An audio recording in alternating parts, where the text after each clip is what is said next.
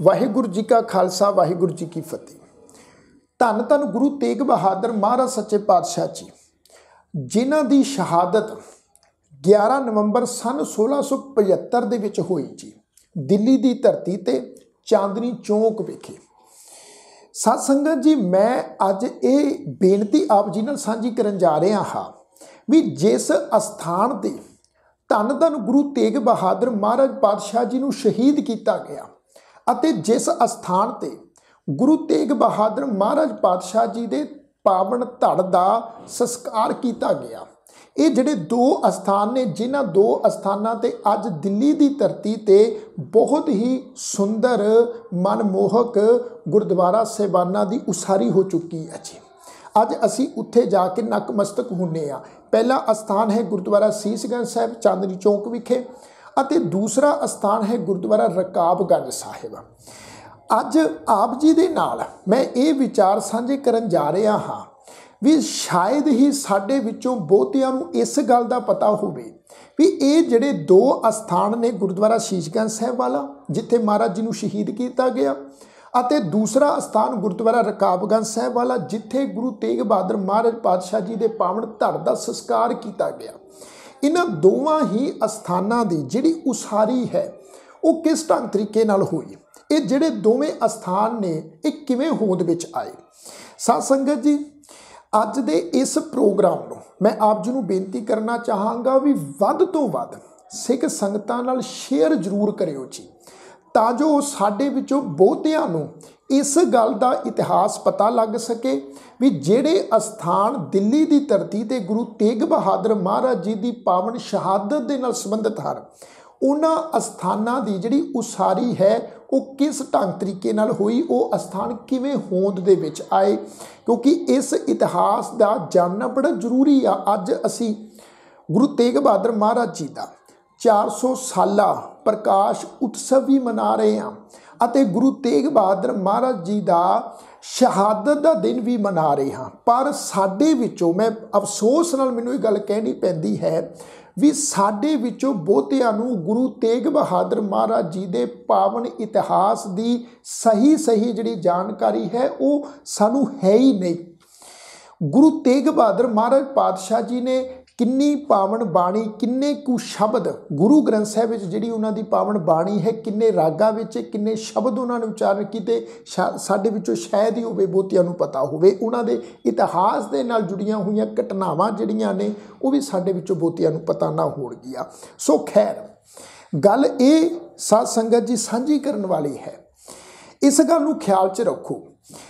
गुरु तेग बहादुर महाराज जी का जिहड़ा शहादत वाला स्थान है अते रकाबगंज साहिब जिथे महाराज जी दे धड़ दा संस्कार होया है,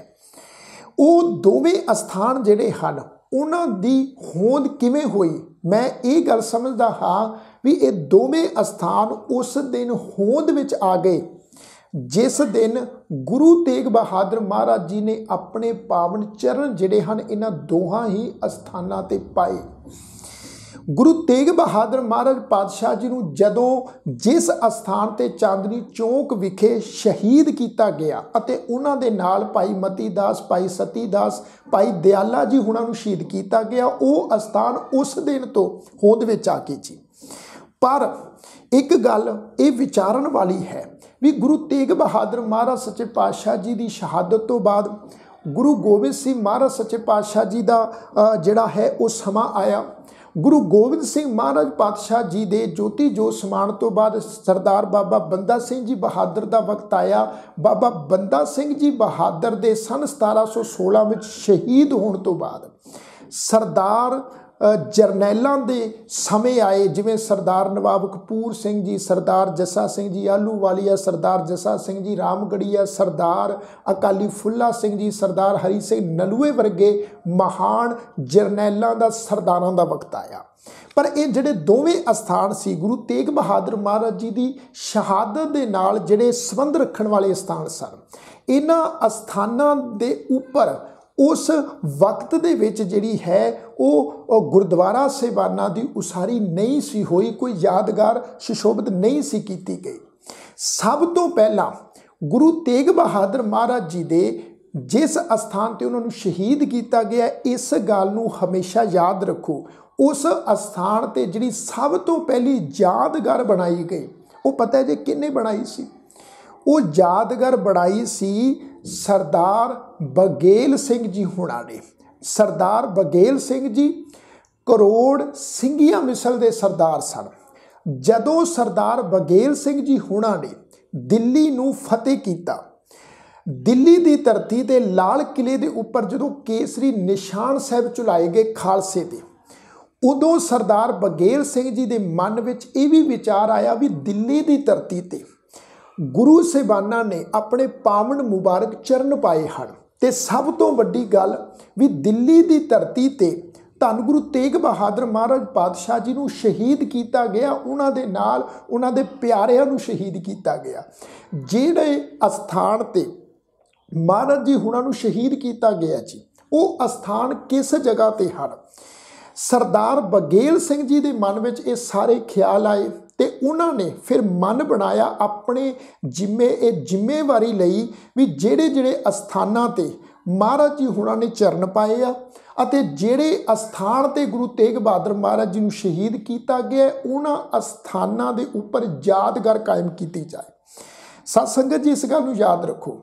अज असी दिल्ली की धरती ते बंगला साहिब विखे नतमस्तक हुंदे हां जी। बंगला साहिब जिहड़ा अस्थान है, ये 8वें पातशाह गुरु हरकृष्ण साहब महाराज सच्चे पातशाह जी दे नाल संबंध रखता है, क्योंकि बाला प्रीतम गुरु हरकृष्ण साहब महाराज जी होना ने बंगला साहब के अस्थान विखे जिहड़ा है, उत्थे महाराज जी ने अपने मुबारक चरण पाए ने, ते उसे ही अस्थान ते महाराज जी ज्योति जोत भी समाए हैं। तो सरदार बघेल सिंह जी हुणा ने बंगला साहब सब तो पहला उत्थे गुरु हरकृष्ण साहब महाराज जी की यादगार जिहड़ी आ वो स्थापित की। उस तो बाद फिर सरदार बघेल सिंह जी हुणा ने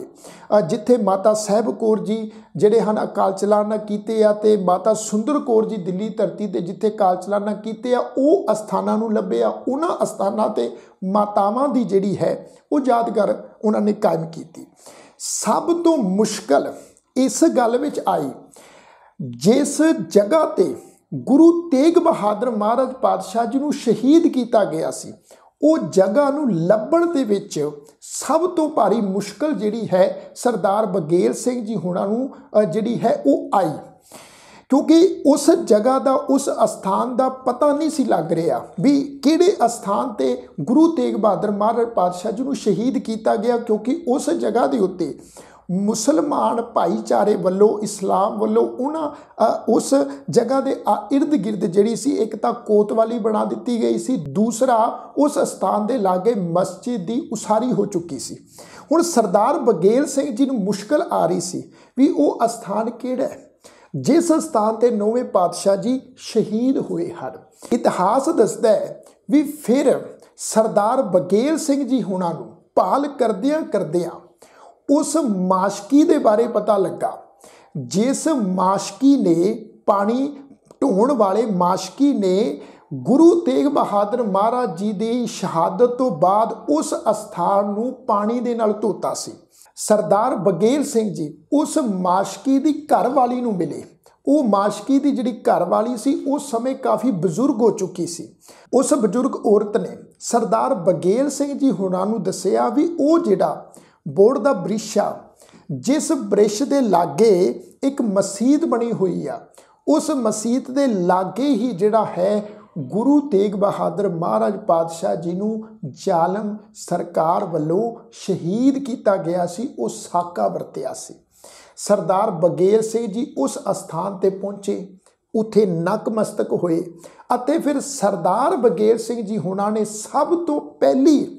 यादगार उन्होंने उस स्थान ते कायम की एक थड़ा बना के। साध संगत जी, इस गल नूं ख्याल च रखो भी उस स्थान ते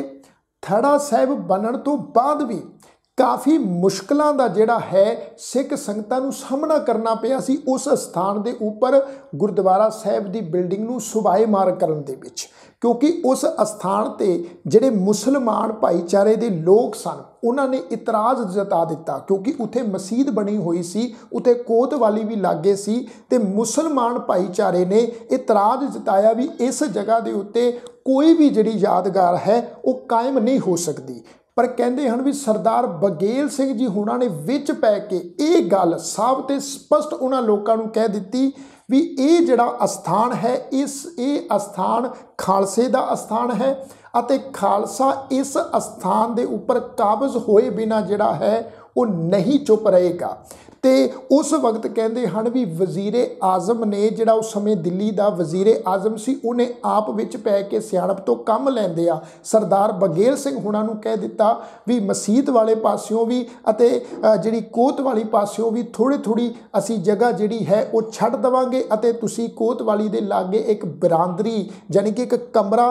बना सकते हो जिथे तुसी गुरु ग्रंथ साहिब महाराज पातशाह जी का स्वरूप जिहड़ा है वो प्रकाशमान कर सकते हो। तो इस ढंग तरीके दे नाल मसीत वाले पासियों अते कोत वाली पासियों दोवां थावां तो जिहड़ी है वो थां जिहड़ी है वो छुड़वा लई गई अते उत्थे सब तो पहला एक छोटा कमरा बना के गुरु ग्रंथ साहिब महाराज सच्चे पातशाह जी के पावन स्वरूप का प्रकाशमान किया गया। इस ढंग दे नाल हौली हौली जिहड़ी उसारी है उस अस्थान के उत्ते कायम होनी शुरू हो गई। उस तो बाद वक्त आया जी 1857 के गदर तो बाद का। इस गल नूं भी ख्याल च रखो भी 1857 के गदर तो बाद राजा स्वरूप सिंह जी जींद वालियां ने वो अस्थान जिस जगह ते गुरु महाराज जी नूं शहीद किया गया सी, जिस जगह ते एक छोटा कमरा सरदार बघेल सिंह हुणां ने बनाया सी, उसे ही जगह के नाल होर काफ़ी जगह जिहड़ी है वो राजा स्वरूप सिंह जी जींद वालियां ने मुल खरीद के उस जगह के उत्ते जिहड़ा है शीशगंज गुरुद्वारा साहिब की उसारी जिहड़ी है पक्के पैरी आरंभ करा दित्ती। उहदे तो बाद भी उत्थे दे इर्द गिर्द के जिहड़े मुसलमान भाईचारे के लोग सन उन्होंने आवाज़ उठाई भी ये जिहड़ा अस्थान है असी खालसे नूं जिहड़ा है वो नहीं देवांगे, इत्थे उन्हां नूं काबज़ नहीं होण देवांगे। पर कहते हैं भी राजा स्वरूप सिंह जी जींद वालियां तो बाद राजा रघबीर सिंह जी जींद वालियां ने वलायत तो इंग्लैंड तो मंजूरी लैके वो जिहड़ा अस्थान है गुरुद्वारा सीसगंज साहिब वाला उस जगह ते पक्के पैरी जिहड़ी है गुरुद्वारा सीसगंज साहिब की जिहड़ी उसारी है उन्होंने कायम कर दित्ती सी। उन्हां तो बाद 1968 ईस्वी नूं दिल्ली गुरुद्वारा मैनेजमेंट कमेटी की मंग ते कोतवाली का काफ़ी जिहड़ा हिस्सा है वो गुरुद्वारा सीसगंज साहिब के नाम लिखवा दिता गया। अते इस गल नूं भी ख्याल च रखो भी 1983 ईस्वी दे विच सारी दी सारी कोतवाली का सारा हिस्सा जिहड़ा है उत्थे दी जमीन का वो सीसगंज गुरुद्वारा साहिब दे नाल लिखवा दिता गया। अते इस ढंग तरीके दे नाल जो अज असी अस्थान गुरुद्वारा सीसगंज साहिब देखते हैं ये सारे दा सारा गुरुद्वारा साहिब का जिहड़ा अस्थान है इस अस्थान ते जिहड़ी है गुरुद्वारा साहिब की बिल्डिंग जिहड़ी है वो सुशोभित की गई उसारी हुई पक्के पैरी। अते गुरुद्वारा साहिब जिथे रकाबगंज है उस अस्थान के उपर भी सरदार बघेल सिंह जी होना ने गुरु तेग बहादुर महाराज पातशाह जी की जिहड़ी यादगार है उन्होंने कायम कर दी सी। तो प्यारिओ इस ढंग तरीके दे नाल गुरु तेग बहादुर महाराज पातशाह जी के उन्होंने दो अस्थानां ते गुरुद्वारा सीसगंज साहिब अते गुरुद्वारा रकाबगंज साहिब इन्हां दो अस्थानां की जिहड़ी उसारी है इस ढंग दे नाल कंप्लीट हुई सी। तो मैं बेनती करना चाहांगा जांदियां जांदे आप जी नूं एक बार फिर तो भी ये इतिहास बहुत अमोलक है भाई। गुरु तेग बहादुर महाराज जी का शहीदी दिहाड़ा मना रहे हो, महाराज जी के प्रकाश दिहाड़े मनाउंदे हो। सब तो वड्डी गल आ भी जिहड़े गुरु साहिबानां दे असीं पुरब मनाउने आ शहीदी दिहाड़े मनाउने आ भाई उन्हां गुरु साहिबानां दे इतिहास बारे भी आप जानकारी लो अते अपने बच्चों नूं भी जरूर इतिहास की जानकारी दिया करो। जे अज का प्रोग्राम आप जी को पसंद आया होवे